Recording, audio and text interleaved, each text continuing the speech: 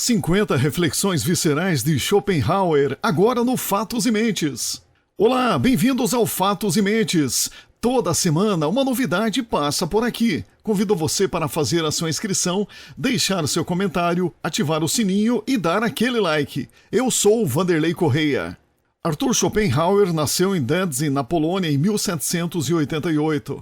Aos 9 anos foi morar na França com seus pais. Cresceu em um ambiente de negócios e finanças. Foi preparado para a carreira mercantil. Tornou-se um jovem sombrio e desconfiado. Era obcecado por temores e visões sinistras e dormia com pistolas carregadas ao lado da cama. Estudou medicina e filosofia. Em sua tese de doutorado escreveu sobre a quádrupla raiz do princípio de razão suficiente, em 1813. Após sua tese, Schopenhauer dedicou todo o seu tempo ao livro que seria sua obra-prima, O Mundo como Vontade e Representação, de 1818, a grande antologia do infortúnio. 16 anos após a sua publicação, foi informado que a edição foi vendida como papel velho. A grande obra de Schopenhauer é composta de 4 volumes. O primeiro livro é dedicado à teoria do conhecimento, o segundo, a filosofia da natureza, o terceiro, a metafísica do belo e o quarto, a ética. Em 1850, Schopenhauer escreveu As Dores do Mundo, uma série de reflexões sobre a existência, propondo uma nova forma de pensar a dor e a felicidade. O filósofo morreu pobre, alugou 2 aposentos em uma pensão e lá viveu os últimos 30 anos de sua vida. Faleceu em Frankfurt, na Alemanha, no dia 21 de setembro de 1860. Acompanhe agora 50 reflexões viscerais do filósofo Schopenhauer. São apenas as cabeças pequenas e limitadas que temem seriamente na morte e a destruição total do ser. Dos espíritos verdadeiramente privilegiados, tal medo fica completamente afastado. O dinheiro é uma felicidade humana abstrata. Por isso, aquele que já não é capaz de apreciar a verdadeira felicidade humana, dedica-se completamente a ele. Do ponto de vista da mocidade, a vida é um futuro infinitamente longo, o da velhice, um pretérito brevíssimo. A vida é uma oscilação mais forte ou mais fraca entre a necessidade e o tédio. Quanto mais uma pessoa tem em si mesma, menos precisa de fora e menos serão os outros para ela. Eis porque em todos os países, o jogo de carta tornou-se a ocupação principal da sociedade. É a medida do seu valor e a bancarrota declarada de todas as ideias. Como não se tem ideias a trocar, trocam-se cartas e procuram ganhar moedas uns dos outros. Deplorável geração. A riqueza é como a água do mar que quanto mais se bebe, mais se dá. O mesmo se dá com a glória. É tão fácil e tão pouco basta para levantar ou abater um coração sedento de elogio. O nécio busca os prazeres da vida e se vê enganado. O sábio, porém, evita-lhe os males. Como vem pesaroso aquele lento e estirado cortejo funerário. A fila dos carros não tem fim. Olhai, porém, estão todos vazios. E, em verdade, o morto é levado à tumba por todos os cocheiros da cidade. É a imagem falante da amizade e consideração do mundo. Eis a insegurança, a inanidade e a hipocrisia da conduta humana. Onde há muita gente, há muita ralé, mesmo que toda ela ostente condecorações. Se quiser avaliar o estado de uma pessoa pela sua felicidade, não se deve perguntar por aquilo que a alegra, mas pelo que a aflige. Quanto menor for em si esse último elemento, mais venturosa é a pessoa. Para impressionar-se com bagatelas é preciso haver uma sensação de bem-estar. Nas desgraças nem a sentimos. O nosso espírito está envolvido em mentiras, como o nosso corpo está em roupas. Todo o nosso falar e fazer e toda a nossa natureza é mentirosa, e é só através desse envoltório que se poderá, por vezes, adivinhar o nosso verdadeiro pensamento, assim como através das vestes, a forma corporal. Um dos estudos principais da mocidade deveria ser o de aprender a suportar a solidão, que é uma fonte de felicidade e de paz espiritual.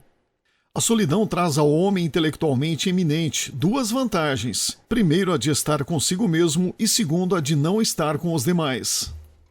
A sociedade é uma inclinação nefasta e mesmo perversora, pois que nos põe em contato com seres cuja grande maioria é moralmente má e intelectualmente bronca ou transviada.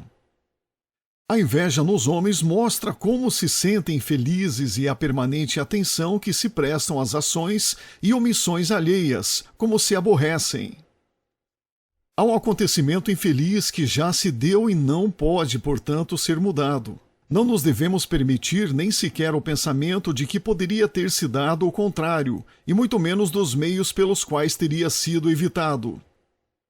A música exprime a mais alta filosofia numa linguagem que a razão não compreende.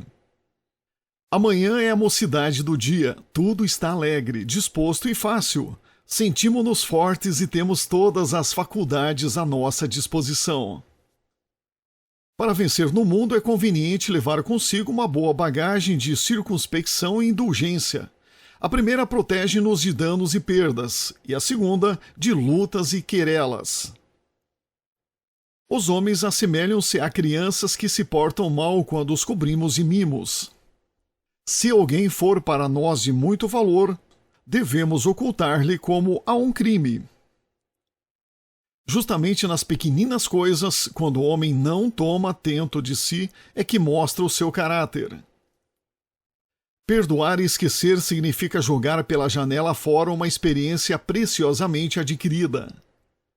O fato dos medíocres estarem tão sujeitos ao tédio provém de que seu intelecto nada mais é que o intermediário dos motivos para a vontade. Os selvagens se entreolham e os civilizados enganam-se uns aos outros, sendo a isso que se chama a marcha do mundo. Nenhum caráter é de tal arte que possa ficar entregue a si próprio e ir andando por si só.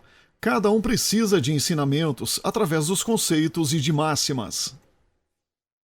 O meio principal de progredir no mundo são as amizades e as camaradagens, mas as grandes aptidões nos tornam orgulhosos e pouco inclinados a lisonjear os que as têm em ponto ínfimo e diante dos quais devemos por isso ocultar as nossas. A consciência da capacidade inferior, por sua vez, atua em sentido inverso. Ela se dá magnificamente bem com a modéstia, a generosidade, a complacência e o respeito diante do que não presta. Quer dizer, conquista amigos e protetores. Ostras e champanhe. Eis o cume da existência dos filisteus, cuja finalidade é conseguir somente tudo quanto contribui para o bem-estar corporal. A cortesia é inteligência, logo a descortesia é tolice. Criar inimigos por meio desta, desnecessária e caprichosamente, é loucura furiosa, como quando se põe fogo à própria casa. Também nas coisas práticas é indispensável a originalidade, senão aquilo que se faz não se ajusta àquilo que se é.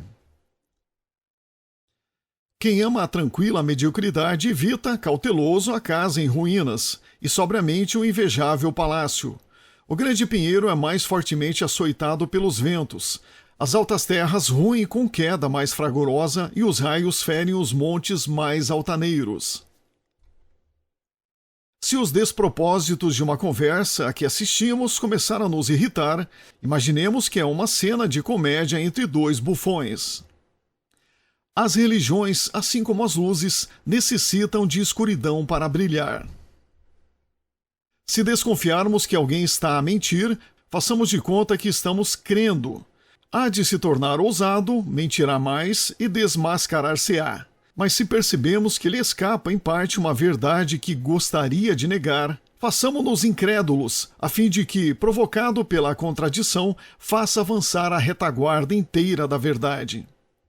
Há três potências mundiais: inteligência, força e felicidade. O acaso é sem dúvida um sombrio poder, ao qual nos devemos entregar o menos possível. Os eruditos são aqueles que leram os livros, mas os pensadores, os gênios, os iluminadores do mundo e os promotores do gênero humano são aqueles que leram diretamente no livro do mundo. Tudo o que acontece do maior ao menor acontece necessariamente. Não fujas ao perigo, mas enfrente-o corajosamente. Na velhice sabe-se melhor como evitar os acidentes, na mocidade como suportá-los.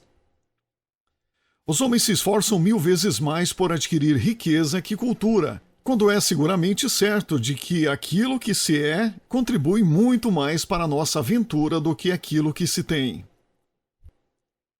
Só aquele que envelhece adquire uma completa e adequada compreensão da vida. Comprar livros seria uma coisa boa se o indivíduo pudesse comprar também tempo para lê-los, mas como regra geral, a compra de livros é confundida com a apropriação de seu conteúdo. A vida nômade, que indica ínfimo grau de civilização, reaparece sob a forma de tão generalizado turismo, no extremo oposto da escala. O primeiro foi fruto da necessidade e esta do tédio. O mais feliz é aquele que, por esta ou aquela arte, consegue ser um sincero admirador de si mesmo, não se deixando demover pelos demais. Talento é quando um atirador atinge o alvo que os outros não conseguem. Gênio é quando o atirador atinge o alvo que os outros não veem. O médico vê o homem em toda a sua fraqueza. O jurista o vê em toda a sua maldade. O teólogo em toda a sua imbecilidade. Se é certo que um Deus fez esse mundo, não seria eu ser esse Deus. As dores do mundo dilaceriam meu coração.